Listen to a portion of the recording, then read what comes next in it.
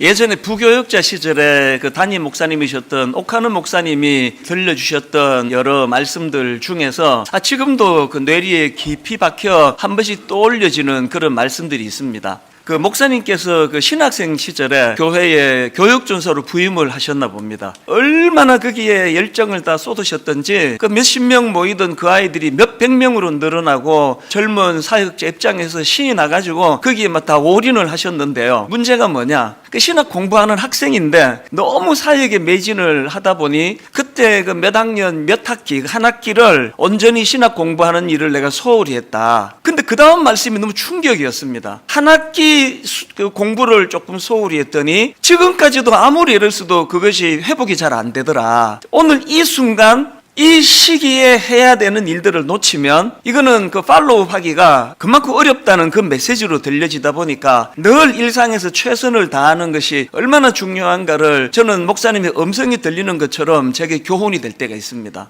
새해 들어가지고 또 제 마음에 울림이 되는 영화 대사 하나가 또 있는데요. 인생을 낭비한 죄, 시간을 낭비한 죄. 이거는 그 빠삐용이라는 유명한 영화 대사에 나오는 한 대목인데요. 이게 원래 들어와가지고 이 짧은 대사가 자꾸 내 마음에 되뇌어지는 겁니다. 오늘 본문 에베소서 5장 16절 말씀도 자꾸 묵상을 하게 되는 겁니다. 세월을 아끼라 때가 악하니라. 여러분 여기 나오는 아끼라 이 단어는 헬라어로 엑사고라조라는 단어인데요. 이 단어는 원래 사다, 대가를 지불하고 구해내다 이런 뜻을 가진 단어입니다. 이게 뭘 강조하는 표현입니까? 금은 보화와 같이 중요한 게 그게 바로 내게 주어진 시간이다. 이걸 강조하기 위한 그 표현 아니겠습니까? 저희 어머니는 이제 연세가 96세가 되시다 보니까 노심초사 막내 아들 위하는 마음밖에 없으신 것 같아요. 그래서 전화를 드리면 거의 매일 똑같은 말씀을 하세요. 늘 충성해라 이런 말씀하셨는데 요즘에는 전화만 드리면 힘들어서 어떡하니? 얼마나 힘드니 그러시면요. 제가 앵무새처럼 대사가 있습니다. 딱 두 마디 말씀을 드립니다. 엄마, 우리나라 사람치고 이 정도 수고 안 하고 밥 먹는 사람 아무도 없습니다. 이게 내 첫 번째 드리는 말씀이고요. 그 다음 두 번째 드리는 말씀이 이겁니다. 엄마, 메뚜기도 한철인데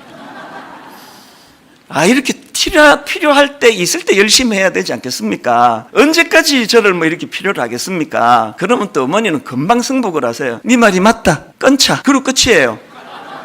그 내일 되면 또 똑같은 말씀만 하세요. 이게 지금 계속 반복이 되는 그런 일상을 보내고 있는데요. 사실 저희 어머니께 드리는 제 답은 이거 정직한 제 고백입니다. 진심입니다. 이게 나 같은 촌놈을 하나님이 이렇게 쓰임새 있도록 인도하시는데 이게 얼마나 감사한 일이며 그리고 메뚜기 한철 아닙니까? 이제 60이 됐는데 언제까지 제가 이렇게 쓰이겠냐고요. 그래서 제가 요즘에는 이런 생각을 하면은 군가처럼 되뇌어지는 찬양이 하나 있는데요. 일할 수 없는 밤이 속히 오리라. 이게 요즘 제 마음에 계속 되뇌어지니까 일할 수 있는 이 현실이 너무너무 감사한 거예요. 요즘에는 진짜 내 영혼에게 제가 부르는 찬양이에요. 이 본문 전후의 말씀을 쭉 제가 살펴보다 보니까 하나님께서는 이 우리가 세월을 소중히 여기는 삶을 살기 위하여 몇 가지 우리에게 주시는 그런 말씀이 있는 것을 깨달을 수가 있습니다. 자, 첫째로요. 현재 자기의 삶을 주의 깊게 돌아보셔야 된다는 거예요.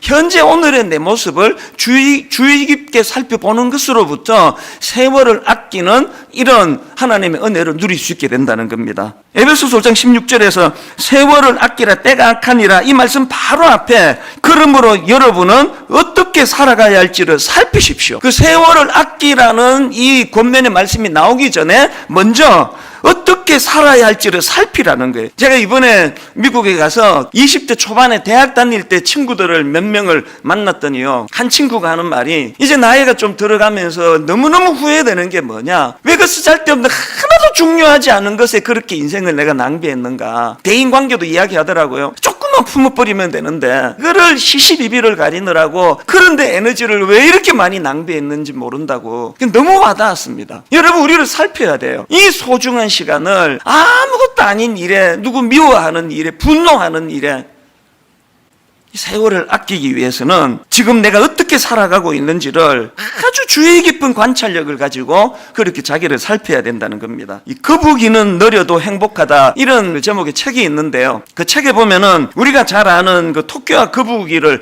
가지고 이제 설명을 하는데, 어떻게 느림보 거북이가 그 빠른 토끼를 이길 수 있었는가, 그거를 이제 재밌게 분석한 대목이 있더라고요. 먼저 중요한 거는 무엇을 상대하느냐의 문제라는 겁니다. 토끼는 상대방 거북이를 상대했지만 거북이는 결승전까지 완주하는 것이 그의 목표지, 거북이는 토끼를 이기는 게 목표가 아니었다. 오히려 이게 승리의 비결이다. 거북이는 상대방 토끼가 아니라 결승점을 향해서 그의 시선은 항상 결승점에 고정이 되어 있었기 때문에 결국은 거북이는 토끼를 눌러 이길 수밖에 없었다. 이 세상은요, 우리가 토끼가 되기를 원해요. 끊임없이 비교하게 만듭니다. 하나님은 우리가 토끼가 아니라 거북이가 되기를 원한다는 겁니다. 예수 믿는 사랑하는 성도 여러분 이렇게 살고 계세요? 무엇으로 에너지를 이렇게 낭비하고 계십니까? 우리 애보다 옆집 애가 이번에 좀 더 좋은 학교 들어간 것 때문에 계속 거기에 에너지가 지금 소진되고 있는 분 계시면은 오늘 마음을 다 잡으시면 좋겠습니다. 하나님, 우리 아이의 상대는 옆집 아이가 아니라 우리 아이의 상대는 결승점입니다. 우리 아이가 속도가 얼마나 느린지 얼마나 빠른지 거기에 내가 관여하지 않고 저는 우리 아이가 목표를 향하여 달릴 수 있는 그런 자녀가 되도록 하나님께 기도하며 하나님을 의지하기 원합니다. 이게 오늘 본문에서 우리가 얻어야 되는 메시지라는 것입니다. 그런가 하면 두 번째로, 여러분, 우리가 이 세월을 소중히 여기는 삶을 살기 위해서는요, 주의 뜻이 내 삶의 기준이 되고 있는지를 늘 돌아보셔야 합니다. 주의 뜻이 삶의 기준이 되지 않는데 열심히 사는 삶, 가장 허무한 인생입니다. 세월을 아끼라는 이 말씀 바로 이어 나오는 오직 주의 뜻이 무엇인지를 이해하라는 겁니다. 제가 앞에서 언급했던 거북이는 느려도 행복하다, 그 책에 이런 내용이 나옵니다. 오늘날 토끼 같은 청춘들이 얼마나 많은가. 그들은 이리 뛰고 저리 뛰고 열심히 무언가를 위해 달리지만 자신이 어디로 가고 있는지에 대한 방향을 잃어버렸다. 비전이 없다는 것은 목적지를 알지 못하고 태평양 한가운데에서 그저 노를 젓고 있는 모습과도 같다.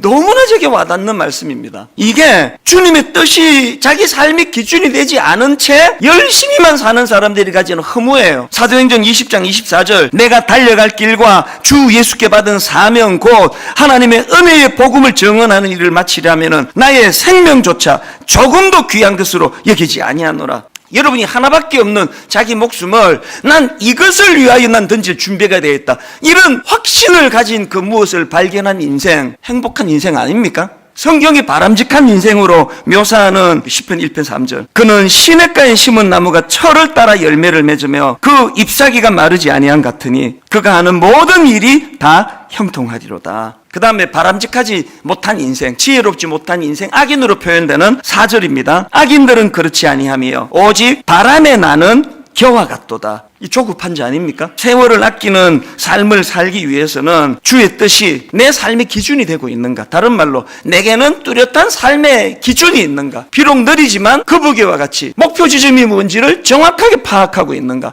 그런가 하면은 마지막 세 번째로, 이 세월을 아끼는 삶을 위해서는 성령님에 의해 충만하게 되어야 된다는 사실을 늘 우리가 되돌아보셔야 되는 겁니다. 궁극적으로는 그 일을 이루시는 분은 내 안에 성령님의 도우심이라는 걸 정확하게 알고 있어야 된다는 그 얘기예요. 그래서 18절에 보니까 술 취하지 말라, 이는 방탕한 것이니 오직 성령으로 충만함을 받으라. 이 성령 충만을 설명하면서 바로 앞에 술 취하지 마라, 술 취하지 마라. 우리가 성령님의 영향력 아래 있으면 우리는 그분이 지도를 받게 돼 있고 그분의 영향력 아래 있게 된다면 세월을 아낄 수밖에 없는 거 아닙니까? 이게 나이가 들어갈수록 참 가슴 아픈 현상이에요. 나한테는 좋은 자가 없는데. 오카노 목사님 돌아가실 때 제일 슬펐던 게 그거예요. 목사님 계실 때는요, 화요일 오후에 전화가 오세요. 네 설교 잘 듣고 있다. 그 한마디에 모든 게 다 들어있는 거예요. 늘 긴장하고 늘 조심하고 한 번씩 찾아뵈면은 이렇게 지적을 해주시고 그랬는데 오카노 목사님 돌아가시고 제가 나이가 60살이 되고 이러다가 보니까 저에게는 그렇게 지적해줄 오카노 목사님 같은 분이 안 계세요. 그래서 내가 의지해야 되는 건 성령님.